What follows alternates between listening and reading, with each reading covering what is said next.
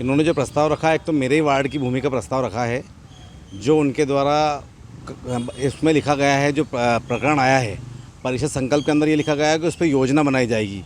तो आपको स्पष्ट रूप से लिखना चाहिए कि उसको योजना पार्षदों को के समक्ष रखना चाहिए। आपका जो उसके संक्षेपिका छवि उसमें भी कहीं विवरण नहीं है, ना वो कहीं उसमें फ्रंट पे विवरण है। तो एक बार पूर्व में इन्होंने प्रस्ताव पास करा था कि ज़मीन बेचने के अधिकार जो है सीएम और अध्यक्ष के पास रहेंगे। तो सारी ज़मीनों पे योजना बनाने के अधिकार अध्यक्ष और सीएमओ ले लेंगे, तो पार्षदों परिषदों का क्या अधिकार है? तो कहीं ना कहीं ये पार्षदों को गुमराह करने का तरीका है, और इसके सहारे से वो ज़मीन घोटाले जो शुरू से करते आ रहे हैं वही इनकी रणनीति दिखती है। नहीं तो इनको स्पष्ट लिखना था कि इस पर क्या करेंगे। और सबसे बड़ी बात, उनको चाहे हम विपक्ष के पार्षद थे, लेकिन जब मेरे वार्ड का मामला था, मेरे वार्ड के अंदर ज़मीन है, तो इनको मुझसे भी इस बारे में चर्चा करनी थी। कारण ये कि जब आप ना मीठा मीठा गपगप करते हो और सारे खेल आप करते हो, तो आपको विपक्ष को इस बात को बताना चाहिए कि आप क्या योजना बनाने वाले हो। विपक्ष को बिना साथ में लिए, बिना विश्वास में लिए आप इस तरह की योजनाएं बनाते हो, इससे साफ साफ लगता है कि आप कहीं ना कहीं भ्रष्टाचार में लिप्त हो। रही बात आपकी कमर्शियल कॉलोनी की और व्यावसायिक कॉलोनी, आपको आवासीय कॉलोनी काटने का आप ऐसा बताया जा रहा है, जबकि प्रकरण में नहीं है, लेकिन आप मीडिया के मार्फत और उनके द्वारा बताया जा रहा है मौखिक रूप से, जबकि प्रकरण में नहीं है। तो वो भी अगर आपका है तो ये अच्छी बात है कि आपको आवासीय कॉलोनी काटना चाहिए, लेकिन पार्षदों के समक्ष रखना चाहिए। उससे बड़ी बात मैं कहना चाहता हूँ कि आपके पास ऐसा ही क्यों होता है कि हमेशा ज़मीनें बेचने के ही प्रस्ताव लाए जाते हैं।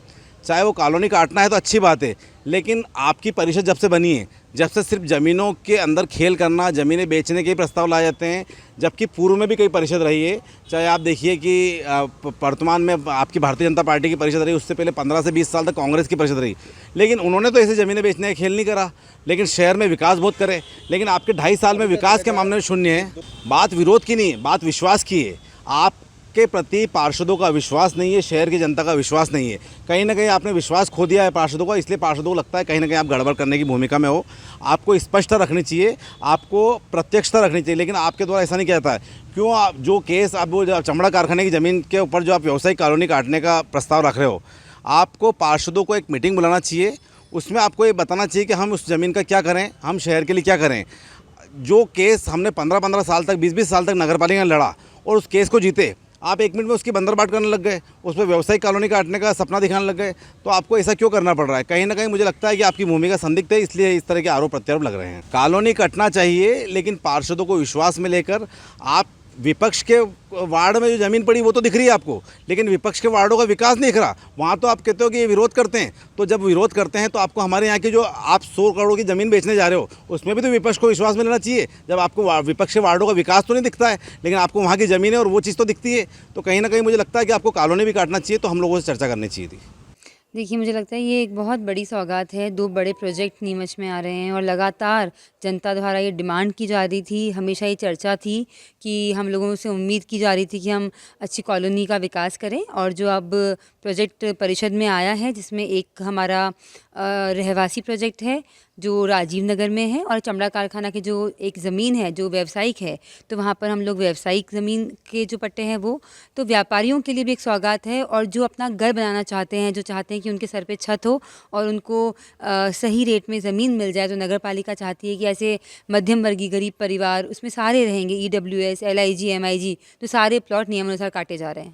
देखिए, मुझे लगता है कि किसी भी शहर के विकास में जो एक बहुत बड़ा रोल प्ले करता है वो है कि हम कैसे इकोसिस्टम डेवलप करते हैं। जैसे हम जानते हैं कि चमड़ा कारखाना के उधर जैसे हमारी मंडी है, रेलवे स्टेशन है, वहाँ पर अगर एक अच्छा व्यापारियों का एक उनके लिए जगह होगी, तो वहाँ पर गोडाउन या कोई भी तरह का निर्माण कार्य या शोरूम बन सकते हैं, दुकानें बन सकती है, तो व्यवसाय को एक बूस्ट मिलेगा। तो शहर के व्यापारियों के लिए एक सौगात है। और वर्षों बाद, लगभग 40 साल बाद, जो ये कॉलोनी जो कटने जा रही है, रहवासी रेजिडेंशियल, उसमें जो लोग भी चाहते हैं कि वो अपना घर बनाएं, तो उनके लिए एक सौगात होगी। देखिए, पहले वाले कार्यकाल में भी कोशिश की गई थी उस ज़मीन को एज़ इट इज़ निकालने के लिए, उसके टेंडर कॉल आउट किए गए थे, पर वहाँ पर किसी ने भी टेंडर नहीं भरा। पहले भी कोशिश की गई थी कि उसका विक्रय किया जाए। अब हम लोग वापस कोशिश कर रहे हैं, हम लोग प्लॉट काट रहे हैं। जैसे लगातार मांग थी कि हम प्लॉट कटिंग करके बेचे जाएं, ताकि छोटे छोटे लोगों को, हम चाहते हैं कि लाभान्वित हो, जनता को लाभ मिले, शहर में हर प्रकार के व्यक्ति को लाभ मिले इस चीज़ का। तो ये उस प्लानिंग के तहत हम ला रहे हैं। देखिए, मुझे लगता है कि जो कुछ हैं लोग जो लगातार मतलब अखबारों में अपना फ़ोटो छपवाना चाहते हैं और वो अलग अलग बातें करना, झूठे इल्ज़ाम लगाना, जो 2 साल से जनता भी समझ चुकी है कि सारे इल्ज़ाम बेबुनियाद रहते हैं, उनके निजी स्वार्थ सिद्ध नहीं होते, तो वो इल्ज़ाम लगाना शुरू कर देते हैं क्योंकि उनको जनता के हित से तो कोई मतलब ही नहीं है। उनको लगता है कि बस काम अटकाओ और कहीं ना कहीं वाहवाही पाओ। तो जैसा जनता ने देखा है कि कितने सारे काम अटकाए गए, आप मुझे बताइए 345 लीज नवीनीकरण गरीबों के, मध्यम वर्गीय परिवार के क्यों रोक लिए गए? क्यों बजट को रोका गया? बजट में क्या दिक्कत थी? क्यों ऐसे काम किए जा रहे हैं? आज इतने अच्छे प्रस्ताव आए हैं, जनता के हित के प्रस्ताव हैं, इनको क्यों रोका जा रहा है? नगर पालिका में बजट का अभाव है, लगातार हमें अभाव है। सैलरी जो है वो बड़ी मुश्किल से नगर पालिका दे पा रही है। तो प्रोजेक्ट करने के माध्यम से सारे वार्डों में विकास कार्य हम करा पाएंगे। लगातार हमसे पार्षदों द्वारा मांग की जाती है कि सड़क बनाई जाए, नाली बनाई जाए। हम चाहते हैं कि यहाँ पर बड़े प्रोजेक्ट हों, पिकनिक स्पॉट डेवलप हों, अच्छे चौराहे हों, नगर का सुंदरता, स्वच्छता सब में चार चांद लगें। तो परिषद आई है, मैं आई हूँ, ये सोच के आई थी, लेकिन 2 साल से जो इतना ये लोग झूठे इल्ज़ाम लगा के परेशान करके कामों में अवरोध बन रहे हैं, तो मैं इनसे यही बोलना चाहूँगी कि आप मेरे लिए जितना भी कुछ बोल रहे हैं बोलिए, पर जनता के कामों में अवरोध मत उत्पन्न कीजिए। राजनीतिक द्वेषता अपनी जगह है, पर जनहित, शहरहित प्राथमिकता हमारी होनी चाहिए। देखिए, सारे वार्डों में विकास कार्य हुआ है। आज भी जो अखबार में था वो सफ़ा झूठ था, क्योंकि जिन्होंने वार्ड नंबर मेंशन किए हैं, मैं सारे वार्ड में सबूत दे सकती हूँ कि सब वार्ड्स में काम हुए हैं। चाहे हम बात करते हैं वार्ड नंबर 8 की, वहाँ पर रोड बने हैं।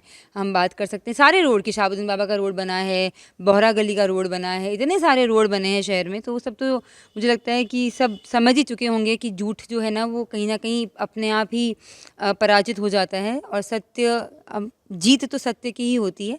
और रही बात आने वाले समय में, जो इनकी अगर ये ऐसी ही नीति रही, क्योंकि जिनकी नीयत साफ़ होती है उनकी नीति साफ़ होती है, ना इनकी नीयत साफ़ है ना इनकी नीति साफ़ है।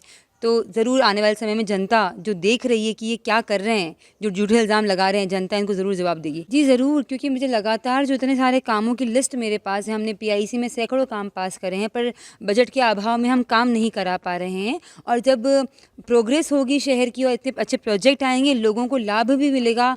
जहाँ जहाँ शहरों में अतिक्रमण हो रहे हैं, उन ज़मीनों को हम चाहते हैं कि जनता को नियमानुसार आवंटन दिया जाएगा, और जो भी बजट हमारा अभाव है वो भी दूर होगा।